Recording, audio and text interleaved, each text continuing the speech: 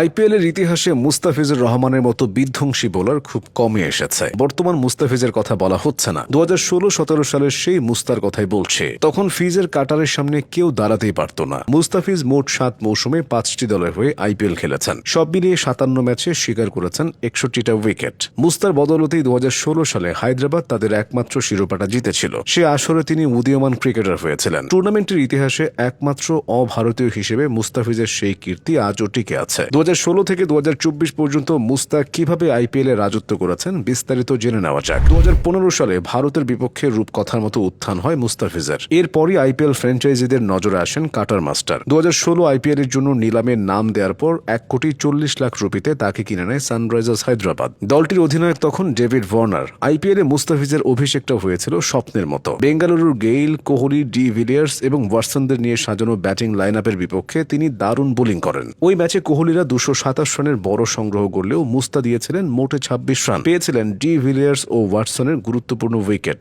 এরপর হায়দ্রাবাদের একাদশে তার নিয়মিত সুযোগ হতে থাকে। তিনিও একের পর এক ঝলক দেখাতে থাকেন, কখনো ভয়ঙ্কর কাটার, কখনো দুর্ধর্ষ ইয়র্কার। 2016 সালে মুস্তা ছিলেন ধরাছোঁয়ার বাইরে। তার ইয়র্কারে বোল্ড হয়ে মাটিতে লুটিয়ে পড়েছিলেন আন্দ্রে রাসেল। নিয়মিত উইকেট নেওয়া ছাড়াও তার কিপটে বোলিং তখন ম্যাচ ঘুরিয়ে দিত। হায়দ্রাবাদের পঞ্চম ম্যাচে তো ম্যাচ সেরার পুরস্কারটাও জিতেছিলেন মুস্তাফিজ। পাঞ্জাবের বিপক্ষে সে ম্যাচে এক মেডেন সহ মাত্র 9 রানের খরচায় নিয়েছিলেন 2 উইকেট, যা আইপিএল ইতিহাসেরই অন্যতম কিপটে স্পেল। আরেকটি ম্যাচে মুম্বাইয়ের বিপক্ষে 16 রানে তিনি 3টি উইকেট নিয়েছিলেন। মুস্তাফিজের দাপটে ওই আসরে হায়দ্রাবাদের একাদশে সুযোগই হচ্ছিল না তারকা পেসার ট্রেন্ট বোল্টের। শুধুমাত্র চোটের কারণে সেকেন্ড কোয়ালিফায়ারে খেলতে পারেননি মুস্তা। এরপর চোট সরালে ফাইনালে বোল্টকে বসিয়ে আবারও তাকে ফেরানো হয়। সেই সাথে বেঙ্গালুরুকে 8 রানে হারিয়ে প্রথম এবং একমাত্র শিরোপা জিতে নেয় সানরাইজার্স হায়দ্রাবাদ। সে মৌসুমে মোট 16 ম্যাচে 17 উইকেট নেওয়ার পথে ওভার প্রতি মাত্র 6.9 রান দিয়েছিলেন মুস্তাফিজ। চমৎকার একটি সিজন কাটানোর পর মুস্তাফিজকে ধরে রাখে হায়দ্রাবাদ।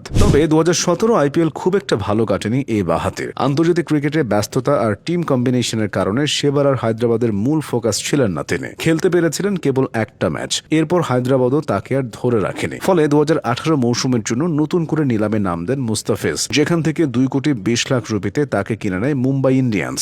সেবার মুম্বাইয়ের হয়ে 7 ম্যাচে 7 উইকেট নিয়েছিলেন মুস্তাফিজ। এরপর টানা 2 মৌসুমে আইপিএল এ ছিলেন না এই পেসার। ইন্ডিয়ান প্রিমিয়ার লিগে তার প্রত্যাবর্তন হয় 2021 সালে রাজস্থান রয়্যালসের হয়ে। সে মৌসুমটা খারাপ কাটেনি তার। রাজস্থানের হয়ে নিয়মিত একাদশের সুযোগ পেয়েছিলেন মুস্তা। 14 ম্যাচে নিয়েছিলেন 14টা উইকেট। 1 বছর পর আবার দল পরিবর্তন। 2022 ও 2023 সালে মুস্তাফিজ খেলেন দিল্লি ক্যাপিটালসে। প্রথম মৌসুমে 8 ম্যাচে 8 উইকেট পেলেও 2023 সালে মাত্র 2টি ম্যাচই খেলার সুযোগ পান তিনি। আর সেই 2 ম্যাচের পারফরমেন্সও ছিল ভুলে যাওয়ার মতো। 7 ওভারে 79 রান দিয়ে পেয়েছিলেন মাত্র 1টি উইকেট। 2024 সালের 17তম আসরের জন্য মুস্তাফিজকে কিনে নেয় চেন্নাই সুপার কিংস। ধোনির ছায়ায় এসে মুস্তাও নিজেকে নতুনভাবে হাজির করেন। চেন্নাইয়ের হয়ে তার অভিষেকটা হয় দুর্দান্ত। বেঙ্গালুরুর বিপক্ষে 29 রানের খরচায় শিকার করেন 4টি wicket. Kohli, du Plessis, Patidar ও গ্রিনকে প্যাভিলিয়নে ফিরিয়ে সে ম্যাচের সেরা ক্রিকেটার হয়েছিলেন মুস্তা। 2024-এ মোট 9 ম্যাচে তিনি 14টা উইকেট পেয়েছিলেন। জাতীয় দলের ব্যস্ততায় পুরো আসরে তার খেলা হয়নি। 2025 আইপিএলে তিনি কোনো দল পাননি। এরপরও মুস্তাফিজের আইপিএল ক্যারিয়ারটা বেশ সমৃদ্ধ ও সাফল্যে মোড়া।